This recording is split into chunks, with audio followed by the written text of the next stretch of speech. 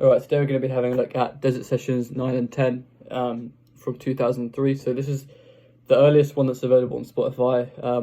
There's obviously quite a lot more which aren't on here, but yeah. I decided to listen to this because I'm, a pretty big Josh Homme fan, and Josh Homme kind of like leads Desert Sessions. So he's like the kind of the main like contributor to it, and I think he organises it as well. So yeah, I think it was worth a listen. So yeah, I listened to it through quite a few times. I listened to this album quite a lot this week actually, and I noticed it definitely has a very kind of deserty sound. Of course it does. But yeah, it's a very dark kind of sound. Almost has like quite a lot of like a bit of like not an Egyptian, maybe a bit of an Egyptian sound. Hence like the desert sound. So it does sound like kind of a dark, like some of these songs like they're in like a dark Egyptian chamber or something, or like a tomb or a pyramid, or that you get what I'm trying to say. It's like that kind of ancient Egypt vibe, and I think that's definitely helped by the female vocalist, who I believe is PJ Harvey, but there may be more than one.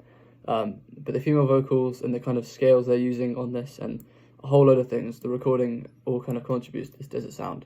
So it is very good for that. But I did have a couple of gripes. Anyway, I'm just going to go through the whole track list and you'll hear what I have to say. So Dead in Love, the first song, I think this is probably the best song on the album, the one I enjoy the most. I think it's pretty cool. I think the riff is nothing special, but what I love is the chorus, like super dark sounding, very Josh Homme sounding, and it has this really nice slide guitar part at the end, like an outro, which is it just sounds so good. If you haven't heard this song, you've got to listen to it, especially for that outro and the chorus as well. I can understand why the chorus wouldn't be everyone's like thing, because it's pretty like dissonant, and it's pretty simple, but it's just leans very heavily on these dissonant intervals, which is not for everyone. But I really enjoyed it. Second one, I Want to Make It With You. I think pretty much everyone listening to this album would already know this song because it was made really popular by Queens of the Stone Age. But obviously, this song came out a few years before. So this is like the original version, and then they kind of polished it up on Era Vulgaris on Queens of the Stone Age. So I prefer the Queens of the Stone Age version. This one is a bit rougher. It's not bad, but I just find this version a little bit less easy on the ear. I kind of find this whole album quite rough in terms of recording. I don't think the production was that tight. It was very kind of sandy and deserty or whatever, and it had a good atmosphere, but wasn't very pop or like easy on the ears. I think some of these were quite abrasive. Covered in Punk's Blood was just a kind of instrumental track. It was pretty strange, but pretty good. There'll Never Be a Better Time was probably the most deserty sounding song there was. It kind of just vamps most of the song between the E and the F, which is the flat 2, so it has that like kind of Phrygian, like deserty sound, which is quite nice. And then there's Cruel Home, which I think I didn't enjoy that much, but it was pretty good. I'm Here For Your Daughter was another one which I really, really enjoyed. Now, it's a 40-second song, or 45 seconds. But I quite enjoy these songs that just kind of just get to the point and don't repeat itself more than they need to. I feel like a lot of these songs could have been better if they just weren't so long. But I'm Here For Your Daughter did it right. It got to the point and it finished. And it also has this cool like guitar lick, this cool vocal harmony. It's just a simple like song that works. It's like a nice interlude. Powdered Wig Machine. So I had to write some notes about some of these songs because some of them were just too unmemorable that I had to write notes. So Powdered Wig, I wrote very unmemorable melody, quite sporadic, not a fan. So yeah, that's it. And yeah, off the top of my head, I cannot remember how this goes in the slightest. In My Head is the next song. Obviously, I already know this one. This one got really popular from Lullabies to Paralyze. They kind of cleaned it up a little bit, made it a bit more pop, and it made a huge difference, I think. But you can hear, this is pretty much the same song. It does sound very similar, but I like how they cleaned it up a little bit for Lullabies. Holy Dime.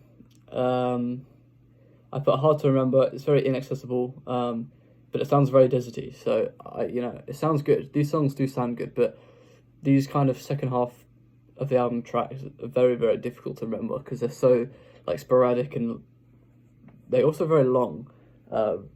which means you have more stuff to remember.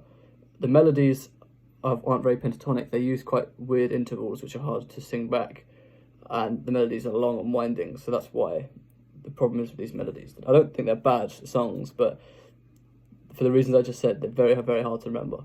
A Girl Like Me, I put, it just goes on, and it's very monotonous. And I even put that, it's only a 3-minute song, it's actually quite a short song, but it just feels like it goes on and on because it's just repeating the same stuff. Creosote, I put, the riff is very hard to discern and sing back, and it's very sporadic. Yeah, pretty much you get the point. I'm saying this for all the songs now. Subcutaneous Plant, spooky, cool vibe, but it's monotonous and drags. Yeah, you get the idea. Bring It Back Gentle. Now, this is one that I did actually enjoy.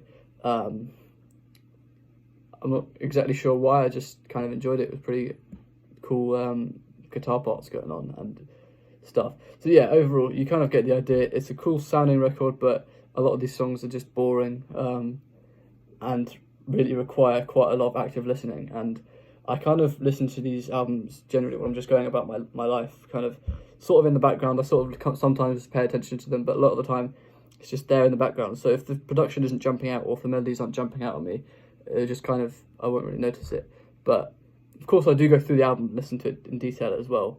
But generally I can't be doing that all week because that would take up so much time. So yeah, this is a bit of a longer one because I had kind of a lot to say about these songs, but that is Desert Sessions 9 and 10. Overall, I'm going to give it a 7.5 out of 10. I probably wouldn't listen to this album much, except for I might pick out Dead in Love and I might pick out I'm Here For Your Daughter, but other than that, I think a lot of these songs are just not that interesting. So yeah, there we go.